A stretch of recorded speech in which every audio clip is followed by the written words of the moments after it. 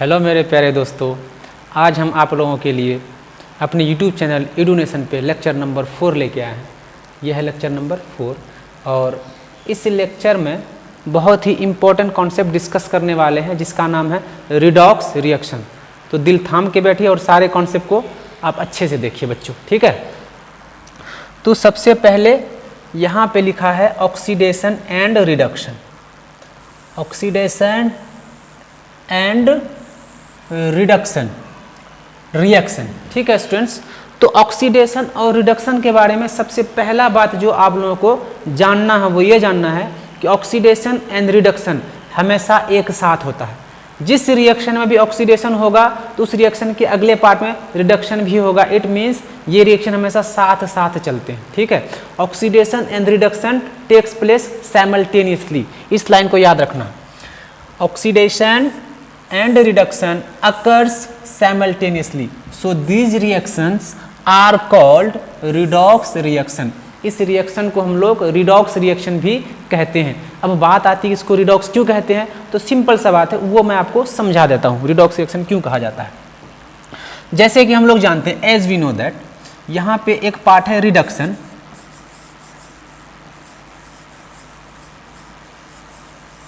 ठीक है, और एक पार्ट है ऑक्सीडेशन।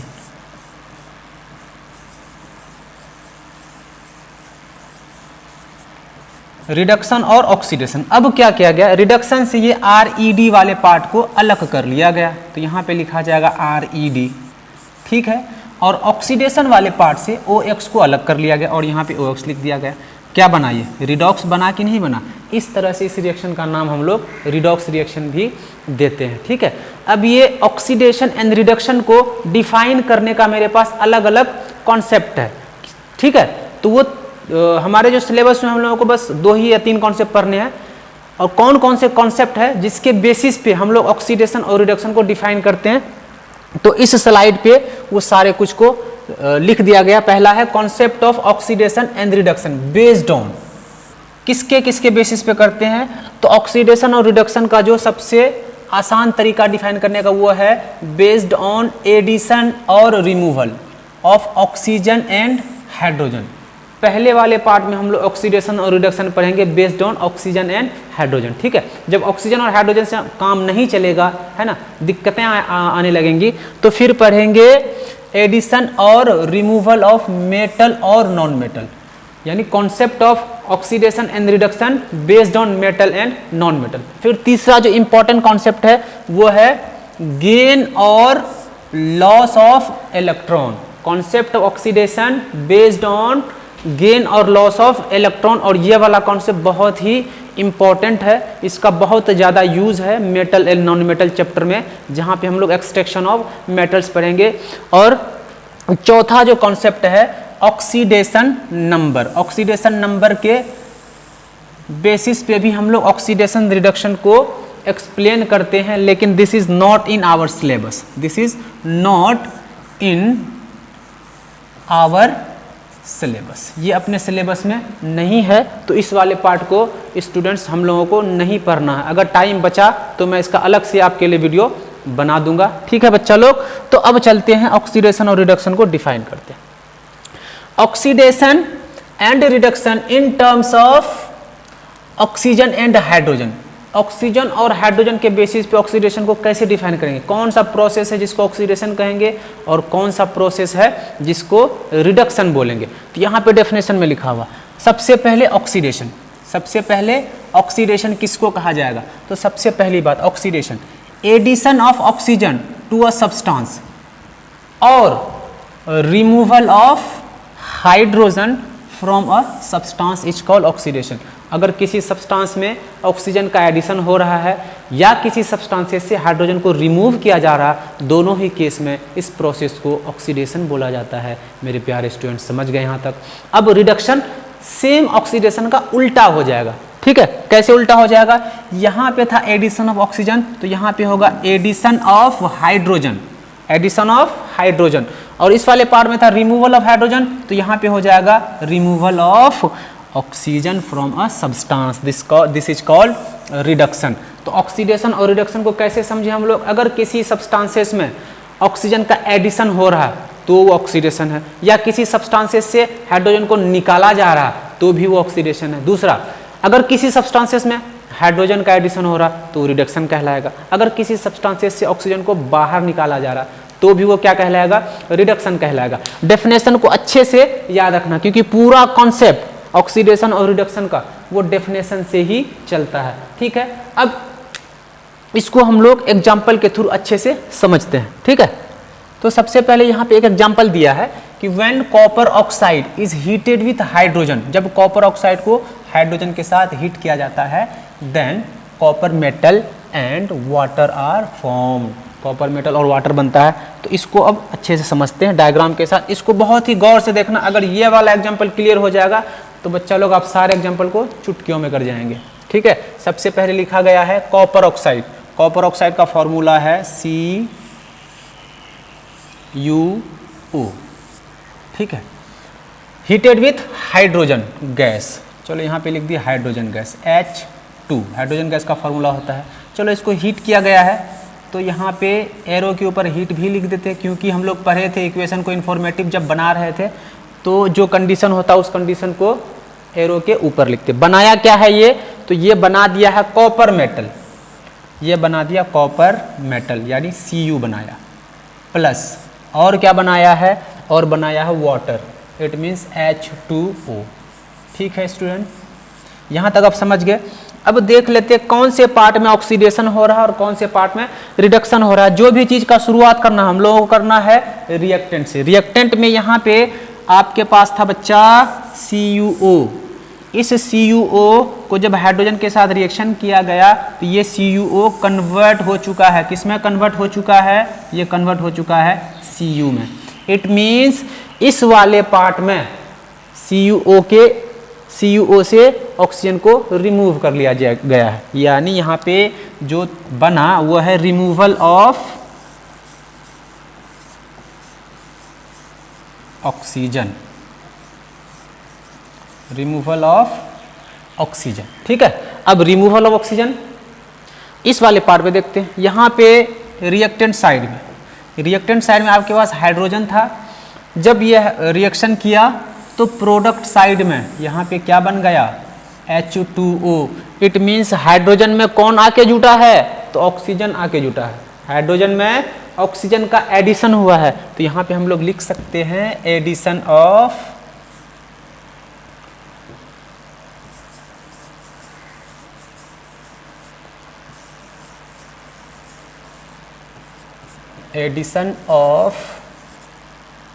ऑक्सीजन। अब ये कहानी जब हो गया, इतना काम जब आपसे हो गया बच्चा, तब ऑक्सीडेशन और रिडक्शन को पहचानना आपके लिए बहुत ही ज़्यादा इजी हो जाए। क्यों, अब थोड़ा देर डेफिनेशन पे जाइए आप और देखिए, रिमूवल ऑफ ऑक्सीजन को क्या कहा जाता है, रिडक्शन कहा जाता है। Removal of oxygen, removal of oxygen is oxidation. It means इस वाले पार्ट में यहाँ पे जो है, यहाँ पे रिडक्शन हुआ है। इस वाले पार्ट में क्या हुआ है, रिडक्शन हुआ है। इस रिएक्शन में जो कॉपर ऑक्साइड है, कॉपर ऑक्साइड का रिडक्शन होके कॉपर बन गया, क्योंकि कॉपर ऑक्साइड से ऑक्सीजन रिमूव हो चुका है। ठीक है, अब इस वाले पार्ट में आते हैं, addition of oxygen. Addition of oxygen, बच्चा डेफिनेशन में गौर से देखिए आप, addition of oxygen to a substance क्या कहा जाता है, उसको कहा जाता है ऑक्सीडेशन। ठीक है, तो रिएक्शन किस वाले पार्ट में हुआ है, ऑक्सीडेशन।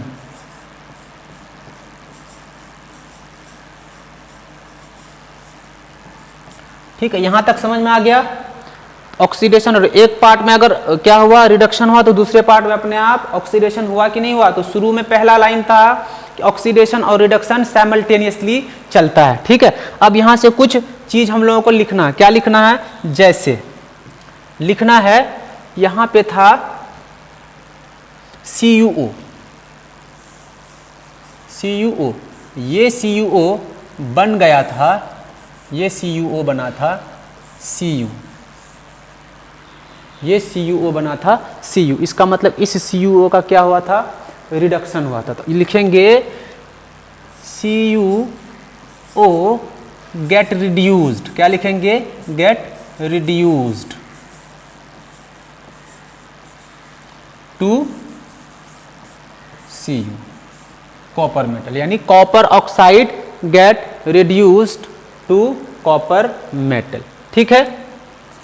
दूसरा पार्ट था हाइड्रोजन, H2 था। ये H2 कन्वर्ट हो गया था H2O में, रिएक्शन में याद है ना आपको, H2O में कन्वर्ट हो गया था। यहाँ पे क्या लिखेंगे, हाइड्रोजन गेट्स ऑक्सीडाइज्ड, हाइड्रोजन का ऑक्सीडेशन हुआ है ना, हाइड्रोजन में ऑक्सीजन का एडिशन हुआ है, तो क्या लिखेंगे, हाइड्रोजन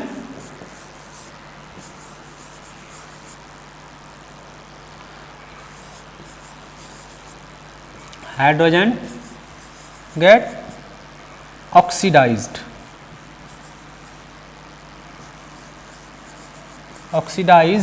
टू H2O। ठीक है, ये दो कॉन्सेप्ट याद रखना। कॉपर ऑक्साइड का क्या हुआ है, कॉपर ऑक्साइड का हुआ है रिडक्शन, क्योंकि यहां से ऑक्सीजन का रिमूव हुआ, तो हम लोग इसको क्या लिखेंगे, copper oxide get reduced to copper. और हाइड्रोजन का क्या हुआ है, हाइड्रोजन में ऑक्सीजन का एडिशन हुआ है, हाइड्रोजन में जब ऑक्सीजन का एडिशन हुआ है तो क्या लिखेंगे, hydrogen gets oxidised to H2O। ठीक है, यहां तक समझ गए। अब एक और चीज याद रखना, ऑक्सीडाइजिंग एजेंट और रिड्यूसिंग एजेंट, दो टर्म को याद रखना है, ऑक्सीडाइजिंग एजेंट और रिड्यूसिंग एजेंट। तो रिएक्शन में जो ऑक्सीडाइज होता है उसको रिड्यूसिंग एजेंट कहेंगे। ऑक्सीडाइज कौन हुआ है, ऑक्सीडाइज हुआ है हाइड्रोजन, हाइड्रोजन ऑक्सीडाइज हुआ कि नहीं हुआ, तो हाइड्रोजन यहां पे हो जाएगा इस रिएक्शन में H2 इज रिड्यूसिंग एजेंट।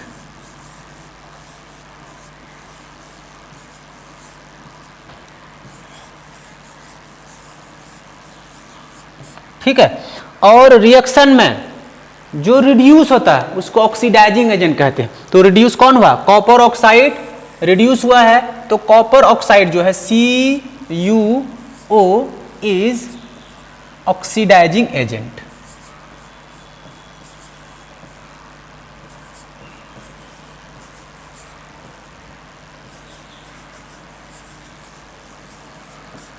समझ में आया बात। ठीक है, जो ऑक्सीडाइज होता है उसको रिड्यूसिंग एजेंट बोलते हैं, और जो रिड्यूस होता है वो ऑक्सीडाइजिंग एजेंट बोलते हैं। ठीक है, अब इसको डेफिनेशन के थ्रू समझ लेते हैं, ये याद रखने के लिए था। डेफिनेशन के थ्रू कैसे समझेंगे, oxidising agent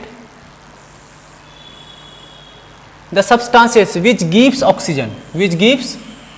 oxygen for oxidation और removes hydrogen from a substance is called oxidising agent. जो रिएक्शन में क्या करे, दूसरे सब्सटेंस को ऑक्सीजन देता है उसको बोलते हैं ऑक्सीडाइजिंग एजेंट, या जो किसी रिएक्शन में किसी के हाइड्रोजन को ले लेता है उसको बोलते हैं ऑक्सीडाइजिंग एजेंट। ठीक है, दूसरा रिड्यूसिंग एजेंट क्या है, सब्सटेंस विच गिव्स हाइड्रोजन, जो किसी को हाइड्रोजन दे फॉर रिडक्शन और removes oxygen from a substance is called reducing agent. जो ये यहाँ पे मेरे पास जो रिएक्शन था, जो रिएक्शन हम लोग लिखे थे CuO प्लस H2, ठीक है, रिएक्शन के बाद यहाँ पे फॉर्मेशन हुआ था Cu मेटल का प्लस वाटर का फॉर्मेशन हुआ था H2O। अब डेफिनेशन से हम लोग ऑक्सीडाइजिंग एजेंट और रिड्यूसिंग एजेंट को पकड़ते हैं। सब्सटेंस विच गिव्स ऑक्सीजन, तो इस रिएक्शन में देखो ये Cu था, Cu क्या किया, ऑक्सीजन दे दिया। Cu ऑक्सीजन किसको दिया, हाइड्रोजन को, तब तो वाटर बना है। ये CuO अपना ऑक्सीजन हाइड्रोजन को दिया है, तो CuO क्या हो जाएगा, ये हो जाएगा ऑक्सीडाइजिंग एजेंट। ऑक्सीडाइजिंग एजेंट, ठीक है। और जो क्या करे, substance which gives hydrogen for reduction और रिमूव्स ऑक्सीजन। CuO का ऑक्सीजन कौन छीन रहा है, CuO का ऑक्सीजन किसके पास गया, CuO के पास था, ये कहाँ चला गया, हाइड्रोजन के पास जाके तब ने H2O बना। तो ये क्या कहलाएगा, ये ऑक्सीजन को छीन रहा है। तो जो किसी के ऑक्सीजन को छीन ले, किसी ऑक्सीजन को रिसीव कर ले, उसको बोला जाता है रिड्यूसिंग एजेंट। तो ये है रिड्यूसिंग एजेंट।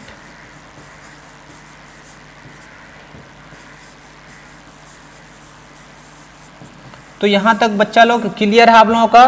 तो अभी जो हम लोग समझे ये था concept of oxidation based on addition of oxygen, और concept of oxidation and reduction based on hydrogen and oxygen. ठीक है, अगर यही ऑक्सीडेशन और रिडक्शन हम लोग मेटल और नॉन मेटल के रिस्पेक्ट में पढ़ें तो कैसे पता चलेगा कहाँ पे ऑक्सीडेशन हो रहा है और कहाँ पे रिडक्शन हो रहा है, तो इसको आपको हम समझा देते हैं अच्छे से। क्या समझाना है ये याद रखना, जो हाइड्रोजन था, हाइड्रोजन को भी आपको इक्विवेलेंट मानना है मेटल के, हाइड्रोजन को मानना है इक्विवेलेंट टू मेटल, और ऑक्सीजन को मानना है इक्विवेलेंट टू नॉन मेटल। ठीक है, अगर डेफिनेशन को याद रखना। कैसे समझेंगे इसको तो देखते हैं ध्यान से। जैसे एडिशन ऑफ ऑक्सीजन, ऑक्सीडेशन हो रहा था तो यहां पे हो जाएगा एडिशन ऑफ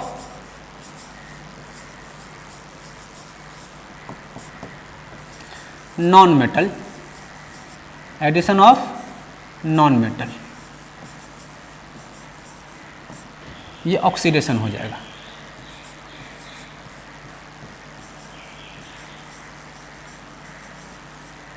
दूसरा था removal of hydrogen, removal of hydrogen, oxidation हो रहा था तो हाइड्रोजन को किसके इक्विवेलेंट, मेटल के, तो यहां पे लिखेंगे रिमूवल ऑफ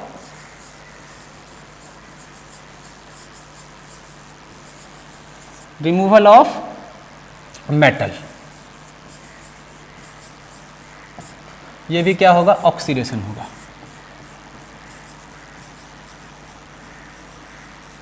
और अगर रिडक्शन का बात करें, रिडक्शन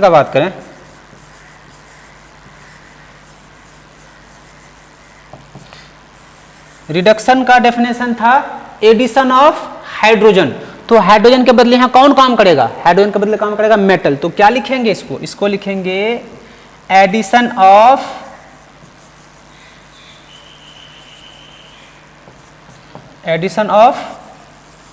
मेटल। और दूसरा डेफिनेशन था रिमूवल ऑफ ऑक्सीजन, तो रिमूवल ऑक्सीजन में क्या था, ऑक्सीजन को किसके इक्विवेलेंट, नॉन मेटल के इक्विवेलेंट माने हैं, यहां पे क्या लिखेंगे रिमूवल ऑफ नॉन मेटल। बस इसको याद रखना है, ये कॉन्सेप्ट को आपको याद रखना है। ठीक है स्टूडेंट्स, और इसके बाद जो हम लोग पढ़ेंगे concept oxidation and reduction, that is based on electron, gain of electron and loss of electron. ठीक है, इसको आप कॉपी कीजिए, उसको दोबारा फिर से हम पढ़ाते हैं आपको। हाँ, तो नेक्स्ट कॉन्सेप्ट है ऑक्सीडेशन और रिडक्शन का बेस्ड ऑन इलेक्ट्रॉन। ठीक है, इलेक्ट्रॉन्स के टर्म्स में कैसे ऑक्सीडेशन और रिडक्शन को डिफाइन करेंगे। ठीक है, तो ये इलेक्ट्रॉन वाला जो कॉन्सेप्ट है मेरे प्यारे बच्चों, ये बहुत ही इंपॉर्टेंट कॉन्सेप्ट है। ठीक है, इसका बहुत ज़्यादा यूज होता है और इसी कॉन्सेप्ट का यूज किया गया है केमिस्ट्री का जो चैप्टर नंबर है मेटल और नॉन मेटल में, जहाँ पे हम लोग पढ़ेंगे एक्सट्रैक्शन ऑफ मेटल्स। तो कैसे याद रखना सर इसको, तो इसको याद रखने के लिए आपको दो वर्ड्स को याद रखना। कैसे याद रखना, एक याद रखना है GER, एक याद रखना है GER, और एक याद रखना है LEO। इसका क्या मतलब है सर, तो इसका ये मतलब है G, इसको याद रखना है gain of electrons, gain of electron is reduction.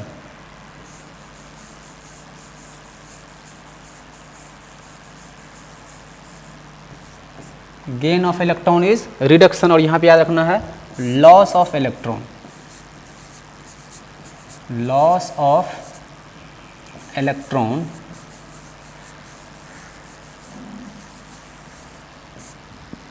Is oxy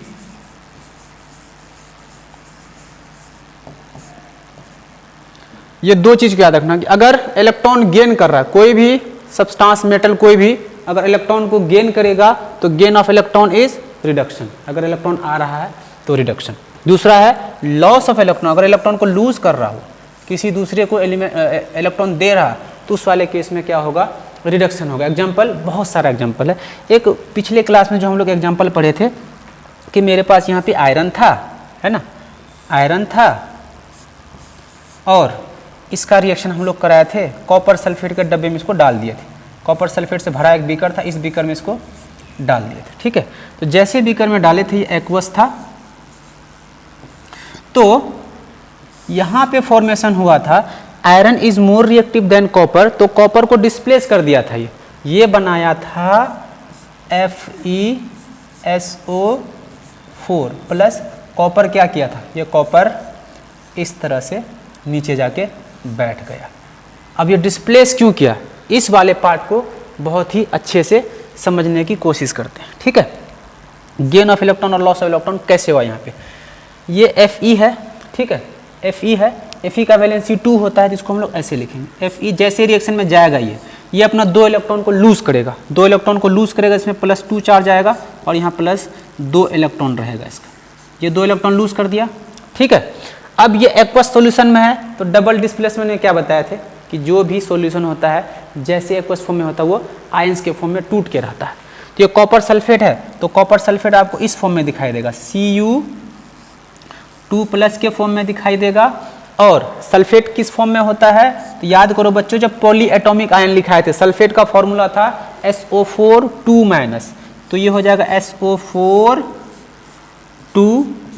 ठीक है, अब क्या करेगा, iron is more reactive than copper, तो सल्फेट के साथ ये भी कॉपर भी रिएक्शन करना चाह रहा है और आयरन भी रिएक्शन करना चाह रहा है, लेकिन ज्यादा रिएक्टिव आयरन है, तो आयरन क्या करेगा, इसके साथ अपना बॉन्ड बना लेगा ये। तो जैसे बॉन्ड बनाएगा ये क्या बनाएगा, ये क्या कर लेगा, ये बना लेगा FeSO4। ठीक है, अब कॉपर क्या करेगा, तो ये कॉपर इस 2 इलेक्ट्रॉन को पकड़ लेगा, इस 2 इलेक्ट्रॉन को पकड़ेगा, इलेक्ट्रॉन जाएगा, इसका 2 नेगेटिव चार्ज को खत्म कर देगा, तो ये कॉपर बन जाएगा, प्लस हो जाएगा Cu। तो यहाँ पे क्या हुआ, आयरन अपना इलेक्ट्रॉन लूज किया है, आयरन अपना इलेक्ट्रॉन क्या किया, लूज करके Fe+ बनाया, तो आयरन का इलेक्ट्रॉन का लॉस हुआ है।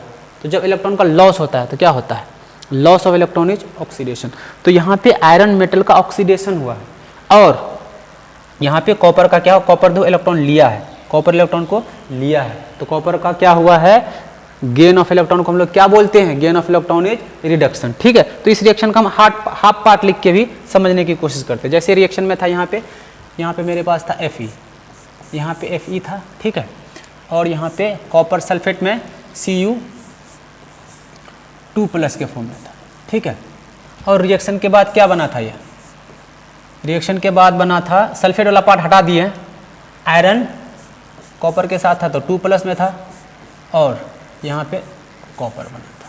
ठीक है, तो आयरन यहाँ से Fe से Fe2 कैसे बना, इलेक्ट्रॉन का लॉस हुआ, Fe था 2 इलेक्ट्रॉन लूज किया, तो लॉस ऑफ इलेक्ट्रॉन है ये, लॉस ऑफ इलेक्ट्रॉन।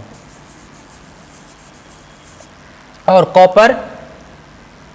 कॉपर 2+ था, 2+ से कॉपर बन गया, तो यहाँ पे क्या किया, ये इसको गेन ऑफ इलेक्ट्रॉन हुआ है,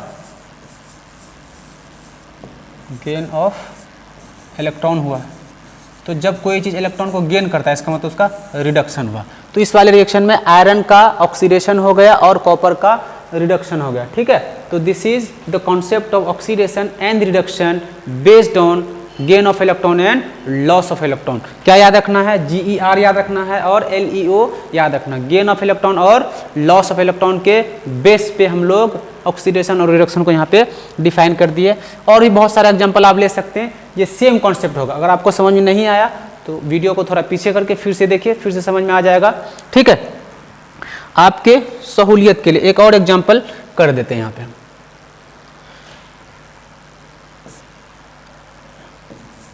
एक और एग्जाम्पल, चलो इसको ले लेते हैं जिंक के साथ। ठीक है, अगर यहाँ पे आयरन सल्फेट है FeSO4 है, ठीक है, इसमें डाल दिए एक मेटल जिंक को। ठीक है, zinc is more reactive than iron, तो ये बना लेगा ZnSO4 प्लस आयरन मेटल यहाँ पे बैठ जाएगा। ये कैसे हुआ, अगर इसको हम लोग तोड़ के लिखें तो यहाँ पे है Zn प्लस यहाँ पे Fe का वैलेंसी 2 है, तो Fe2 प्लस और SO4 को लिख देते हैं। SO4 का फार्मूला है तो SO4 2-। ठीक है। अब अगर इस वाले पार्ट में है Zn एक्वस फॉर्म में है, तो यहाँ पे एक्वस लिख लेना स्टूडेंट जब भी एग्जाम में, क्योंकि नहीं तो नंबर आपका कट सकता है। Zn 2+ के फॉर्म में है और SO4 2- के फॉर्म में, क्योंकि एक्वस फॉर्म में कोई भी चीज़ अपने आयंस में डिसोसिएट रहता है, और Fe के फॉर्म में। चलिए इस रिएक्शन से सल्फेट वाले पार्ट को हम हटाते हैं, जो मेन चीज़ है उसी को लिखते हैं। यहाँ पे है Zn प्लस Fe2+। ठीक है। और इस वाले पार्ट में है Zn2+ और यहाँ पे Fe। ये कैसे हुआ? ठीक है, ये Zn था, Zn से क्या बना, तो हाफ पार्ट हम Zn वाला पार्ट अलग करते हैं और कॉपर वाला पार्ट अलग, आयरन वाला पार्ट अलग करते हैं। Zn था, Zn क्या किया था, यहाँ पे 2 इलेक्ट्रॉन अगर लूज करेगा, Zn कब बनता है, जब इलेक्ट्रॉन लॉस करेगा ये, तो ये Zn+ बना लेगा। कब बनेगा, ये 2 इलेक्ट्रॉन को लूज किया। ठीक है। यहाँ पे Fe+ था, Fe2+ था। अगर इसको हम लोग 2 इलेक्ट्रॉन दे देंगे, 2 इलेक्ट्रॉन जाएगा, इसका चार्ज को खत्म कर देगा, तो ये क्या बना लेगा, Fe बना लेगा। तो यहाँ पे क्या हो रहा है, Zn में क्या हो रहा है, Zn में हो रहा है लॉस ऑफ इलेक्ट्रॉन। तो loss of electron, LEO, loss of electron is oxidation. तो Zn का ऑक्सीडेशन हो रहा है, और आयरन क्या कर रहा है, 2 इलेक्ट्रॉन ले रहा है। यहाँ पे 2 इलेक्ट्रॉन लिया, तो गेन ऑफ इलेक्ट्रॉन है, गेन ऑफ इलेक्ट्रॉन GeR को क्या बोले थे, gain of electron is reduction. तो यहाँ पे आयरन का रिडक्शन हो रहा है, और Zn इलेक्ट्रॉन लॉस कर रहा है, इलेक्ट्रॉन लूज कर रहा है। ये इलेक्ट्रॉन लूज करेगा तो क्या होगा, इलेक्ट्रॉन लूज करता है तो ये होता है ऑक्सीडेशन। ठीक है। और यहाँ पे था Fe क्या किया है, इलेक्ट्रॉन को गेन किया है, गेन ऑफ इलेक्ट्रॉन GeR, ये होता है रिडक्शन। तो ये था concept of oxidation and reduction based on gain of electron and loss of electron. ठीक है। अब इसके बाद हम लोग पढ़ते हैं कि डेली लाइफ में ऑक्सीडेशन और रिडक्शन का क्या इफेक्ट है। तो 2 इफेक्ट हम लोग को पढ़ना है। ठीक है, 2 इफेक्ट पढ़ना है, थोड़ी देर रुको, उसके बाद पढ़ाते हैं। ठीक है। तो effect of oxidation and reduction, तो 2 इफेक्ट ऑक्सीडेशन और रिडक्शन का 2 इफेक्ट है। ठीक है। कौन कौन से इफेक्ट है, तो वो इफेक्ट है, एक है कोरोजन। ठीक है, एक इफेक्ट का नाम है कोरोजन, एक और इफेक्ट उसका नाम है रेंसिडिटी।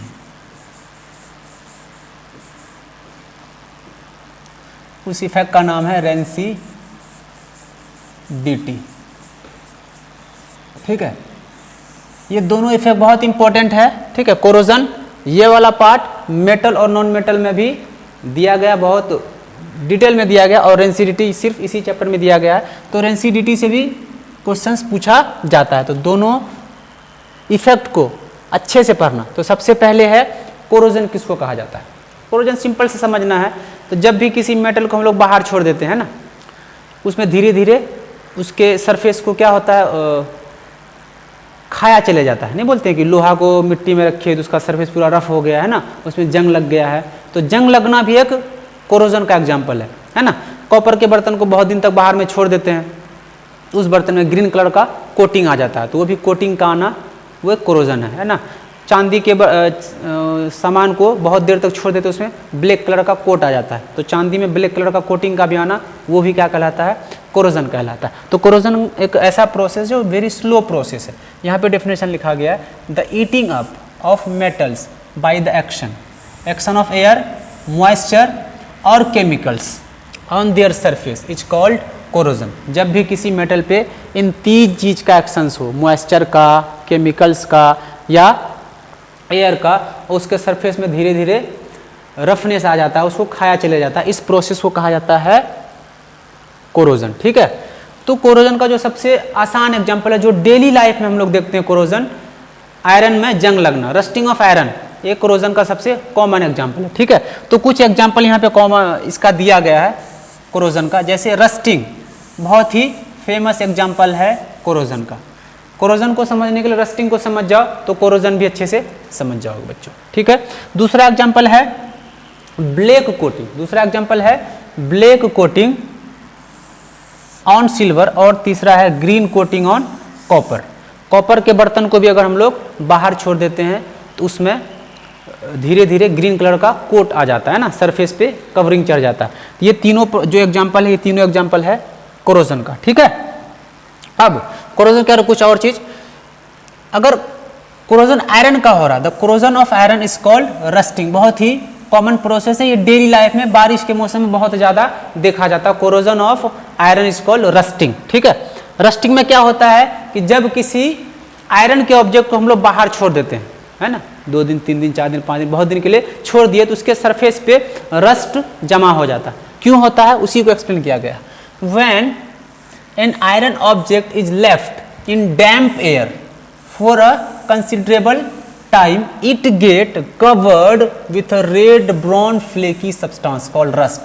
उसके ऊपर ब्राउन कलर, ब्राउन टाइप का, ब्राउन कलर के सब्सटेंसेस का डिपोजिशन हो जाता है। उसी डिपोजिशन सब्सटेंसेस को कहा जाता है रस्ट।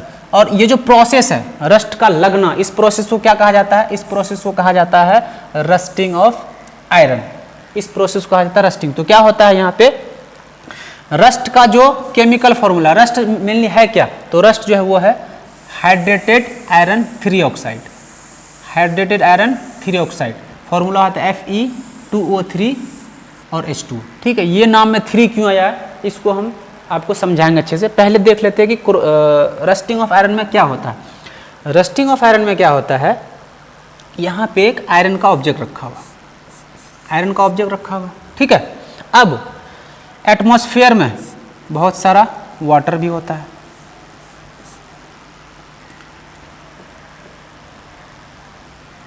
एटमॉस्फेयर में वाटर भी है और एटमॉस्फेयर में ऑक्सीजन भी है। ऑक्सीजन और वाटर को मिला के डैम्प एयर बोला गया। क्या बोला गया, डैम्प एयर। ठीक है, अब क्या करते हैं, वाटर का जो अमाउंट है वो फिक्स नहीं होगा, कहीं पे वाटर ज़्यादा भी हो सकता है, कहीं पे वाटर कम भी हो सकता है। इसलिए यहाँ पे वाटर के सामने एक्स लगा दिए। कितना भी मॉलिक्यूल हो सकता है, कभी 1 मॉलिक्यूल हो सकता है, कभी 2 मॉलिक्यूल हो सकता है। वाटर का अमाउंट रस्ट में फिक्स नहीं है। ठीक है, इसलिए लिख दिया यहाँ पे। अब ये मिल के क्या बना देगा, ये मिल के बना देगा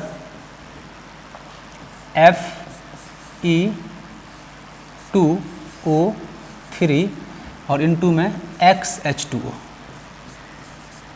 यहाँ से यहाँ तक अगर देखें, ये है आयरन का ऑक्साइड जिसको बोलेंगे फेरिक ऑक्साइड। इसको क्या बोलेंगे, फेरिक ऑक्साइड, लेकिन नाम में हाइड्रेटेड लग गया, यानी यहाँ पे वाटर का भी एडिशन हो चुका है, इसलिए नाम में क्या लगा है, हाइड्रेटेड लगा है।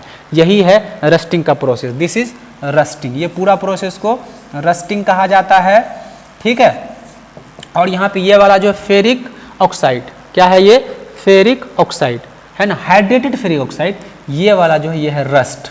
ये वाला पार्ट क्या है, रस्ट। यही रस्ट के वजह से धीरे धीरे अपना आयरन का ऑब्जेक्ट कमजोर पड़ते चला जाता है। एक समय होता है हम उसको पूरा खो देते हैं, खत्म हो जाता है। ठीक है, this is the rusting of iron. ठीक है, एक चीज आपको समझाते हैं कि आयरन 3 ऑक्साइड, आयरन 2 ऑक्साइड क्यों लगता है ना, और कैसे कैसे, बहुत इंपॉर्टेंट चीज है, बहुत ज्यादा कंफ्यूजन होता है बच्चों को, इसको अच्छे से एक्सप्लेन कर देते हैं आपको। ठीक है, ये जो आयरन है, ये जो आयरन है Fe, ये वेरिएबल वैलेंसी शो करता है। हम लोग जब 20 तक के एलिमेंट का कॉन्फ़िगरेशन किए थे, वहाँ पे एक एलिमेंट एक ही वैलेंसी निकाल रहे थे। सोडियम में तो एक वैलेंसी है ना, पोटासियम में तो वैलेंसी 1, कैल्शियम में तो वैलेंसी 1, लेकिन आयरन है, कॉपर है, कुछ ऐसे एलिमेंट्स है जो एक से ज़्यादा वैलेंसी शो करता है। ये जो आयरन है इसका 2 वैलेंसी होता है। कभी कभी वैलेंसी ये 2 शो करता है और कभी कभी वैलेंसी 3 शो करता है। ठीक है, अगर ये रिएक्शन में गया, मान लेते रिएक्शन में गया किसके साथ, ऑक्सीजन के साथ, Fe+O2, Fe+O2, सपोज किए यहाँ पे छोटा वाला वैलेंसी यूज हुआ। छोटा वाला वैलेंसी क्या, 2, ऑक्सीजन का वैलेंसी 2 और सॉरी आयरन का वैलेंसी 2 और ऑक्सीजन का वैलेंसी भी 2। ठीक है, अब जो रिएक्शन होगा दोनों वैलेंसी एक दूसरे को काट देंगे, तो यहाँ पे जो बनेगा आयरन का ही ऑक्साइड बनेगा, FeO बनेगा। ठीक है, FeO बनेगा। यहाँ पे छोटा वाला वैलेंसी यूज हुआ, इसको बोलेंगे फेरस। छोटा वाला वैलेंसी रहेगा तो अस लगेगा नाम पे, ये होगा फेरस ऑक्साइड। अगर वैलेंसी के नाम पे लिखें तो क्या लिखेंगे, आयरन का ऑक्साइड है, लेकिन आयरन कौन सा वैलेंसी यूज किया, वैलेंसी 2 यूज किया, ऐसे लिखेंगे आयरन 2 ऑक्साइड। छोटा वाला वैलेंसी है तो नाम लिखे अस। इसी तरह से सपोज कि आयरन का रिएक्शन हुआ है Fe ऑक्सीजन के साथ, ठीक है, वाटर भी है, अभी बस समझाने के लिए बता रहे हैं। H2O के साथ हुआ, यहाँ पे मान लेते हैं आयरन वैलेंसी यूज किया थर्ड वाला, और ऑक्सीजन का वैलेंसी तो 2 ही होता है। अब यहाँ पे जो फॉर्मूला बनेगा, ये फॉर्मूला बनेगा, ये वाला वैलेंसी यहाँ चला जाएगा और ये वाला वैलेंसी यहाँ पे आ जाएगा, ठीक है। तो ये बनेगा Fe2O3। अब आयरन के पास 2 वैलेंसी था, एक वैलेंसी 2 था, एक वैलेंसी 3 था। वैलेंसी 2 छोटा था और वैलेंसी 3 बड़ा था। जब बड़ा वाला वैलेंसी यूज करते हैं तो नाम में इक लगता है। अगर इसका नाम लिखें तो ये हो जाएगा फेरिक। नाम क्या हो जाएगा? फेरिक ऑक्साइड, ठीक है। अगर वैलेंसी के फॉर्म में लिखे तो इसको लिखेंगे आयरन,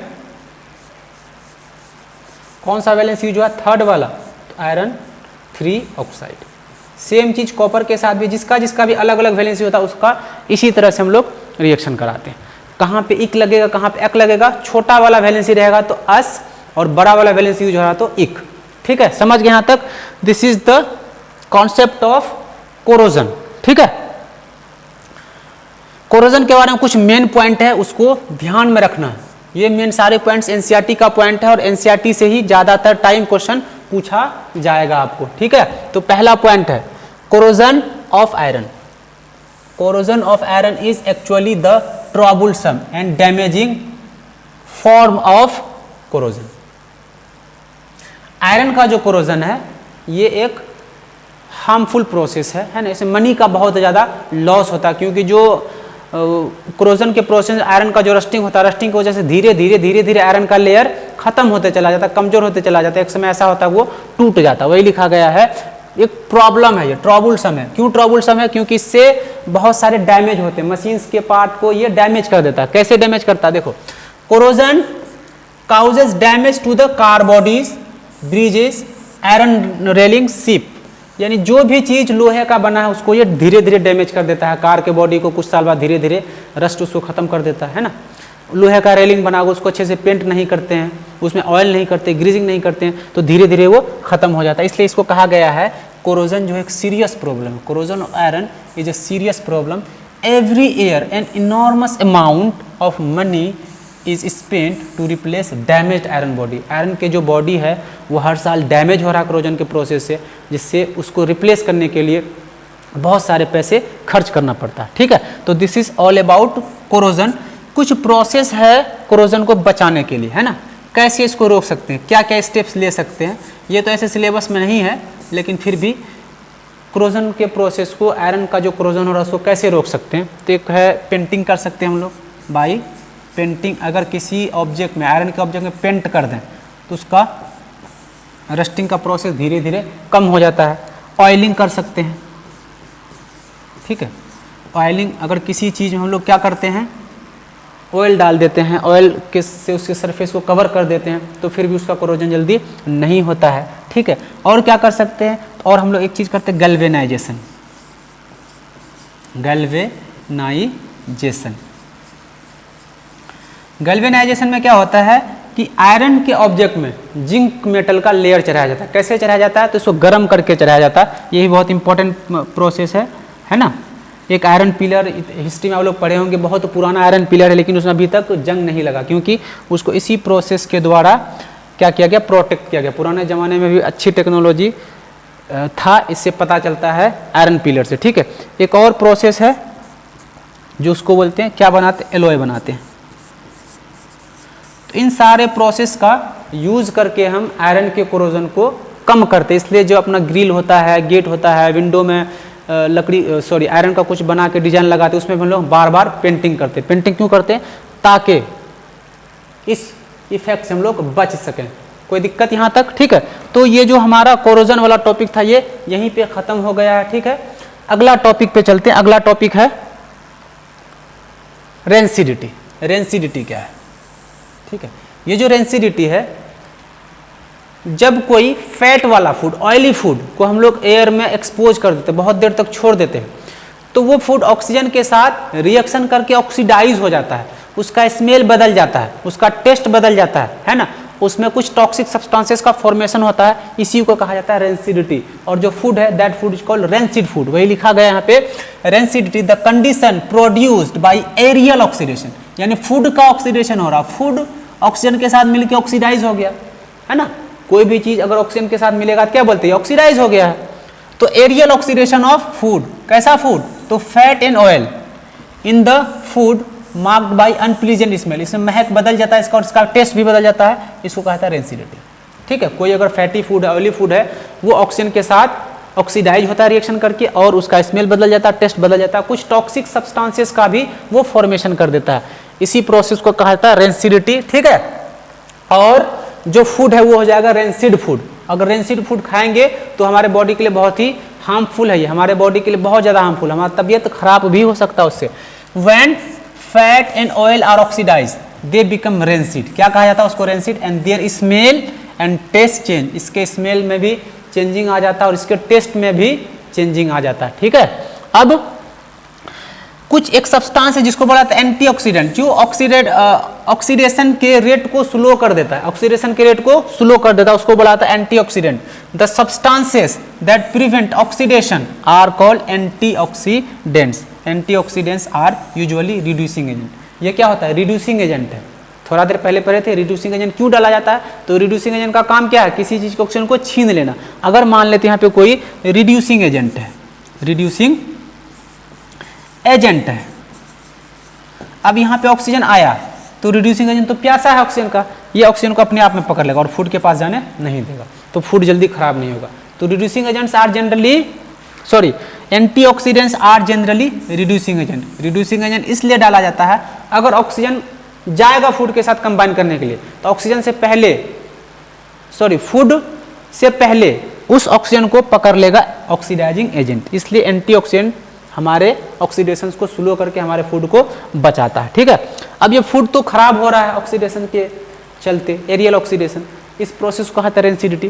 क्या कुछ तरीका है जिससे हम लोग रेंसिडिटी के प्रोसेस को स्लो कर सकते हैं या कम कर सकते हैं? एक है एंटीऑक्सीडेंट अगर डालते हैं, एंटीऑक्सीडेंट अगर डालते हैं तो फूड का ऑक्सीडेशन स्लो हो जाता है। और भी कुछ तरीका है, जैसे अगर फ्रिज में डाल दे, टेम्परेचर को लो कर देते हैं, टेम्परेचर को क्या करते हैं, लो कर देते हैं, फ्रिज में अगर डाल देते हैं तो रेंसिडिटी का प्रोसेस स्लो हो जाता है। ठीक है, घर में देखा जाता है कि जो पिकल्स बनाया जाता है उसको नमक में रखा जाता है, तेल में रखा जाता है ना, तो सॉल्टिंग करके भी इस प्रोसेस को स्लो किया जाता है। ठीक है, तो ये ऐसे सिलेबस का चीज़ नहीं, इसको आप नेट से भी पढ़ सकते हैं, कोई रेफरेंस बुक से भी पढ़ सकते हैं। तो रेंसिडिटी के बारे में इतना ही जानना है ना। और क्या है ये, यहाँ पे कुछ पॉइंट लिखा हुआ है, rancidity can be prevent by adding antioxidants. पहला पॉइंट यही बताता है आपको, containing fat food and oil. अगर कोई फैटी फूड है, ऑयल वाला फूड है, उसका रेंसिडिटी को बचाने के लिए हम लोग उसमें क्या डालते हैं, तो एंटीऑक्सीडेंट्स डालते हैं। Antioxidants are generally reducing agent. ठीक है, दूसरा है रेंसिडिटी को कैसे प्रिवेंट कर सकते हैं, rancidity can be prevented by keeping food in airtight container. जो कुरकुरे का पैक्स आता है, चिप्स का पैकेट आता है, उस पैकेट में आप देखे होंगे बहुत टाइट रहता है वो, उस पैक को टाइट करके नाइट्रोजन गैस भर दिया जाता है ताकि वहां पे ऑक्सीजन नहीं जा सके। अगर ऑक्सीजन नहीं जाएगा तो फूड का रिएक्शन ऑक्सीजन के साथ नहीं होगा, इसलिए चिप्स जो है पैकेट में बहुत दिन तक सेफ रहते हैं। ठीक है, keeping food in airtight container helps to slow down oxidation. ये ऑक्सीडेशन के प्रोसेस को स्लो कर देता है, क्योंकि वहां पे ऑक्सीजन नहीं है तो फूड का ऑक्सीडेशन नहीं हो रहा। ठीक है, एयर टाइट कंटेनर रखते हैं, ये बहुत इंपॉर्टेंट पॉइंट है।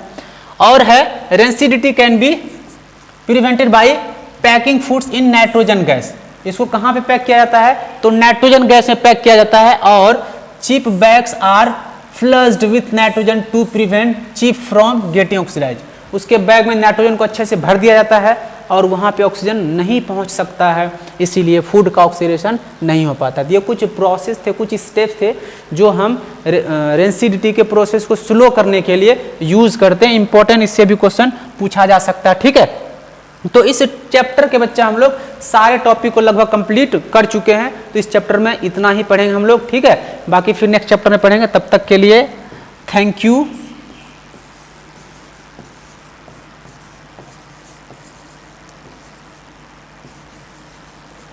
Very much. वीडियो को देखिए, लाइक कीजिए, शेयर कीजिए, कमेंट कीजिए और दिल लगा के पढ़ते रहे क्योंकि आपका बोर्ड्स बहुत नज़दीक है। ठीक है बच्चों, बाय।